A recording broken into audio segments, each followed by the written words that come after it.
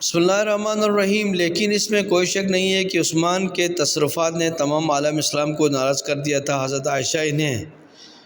لوثل یہودی قرار دے کر لوگوں کو قتل پر آمادہ کر رہی تھی۔ طلحہ انہیں واجب القتل قرار دے رہا تھا۔ زبیر در پردہ قاتلوں کی حمایت کر رہا تھا۔ لیکن ان سب کا مقصد امت اسلامیہ کو نااہل سے نجات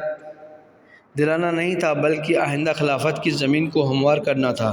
اور حضرت علی علیہ السلام اس حقیقت سے مکمل طور پر باخبر تھے۔ اسی لیے جب انقلابی گروہ نے خلافت کی پیشکش کی تو آپ نے انکار کر دیا کہ قتل کا سارا الزام اپنی گردن پر آ جائے گا، اور اس وقت تک قبول نہیں کیا جب تک تمام انصار و مہاجرین نے اس امر کا اقرار نہیں کر لیا کہ آپ کے علاوہ امت کا مشکل کشا کوئی نہیں ہے، اور اس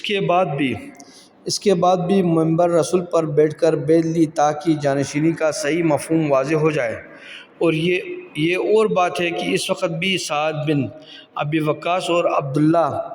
بن عمر جیسے افراد نے بیعت نہیں کی، اور حضرت عائشہ کو بھی جیسے ہی اس حادثے کی اطلاع ملی انہوں نے عثمان کی مظلومیت کا اعلان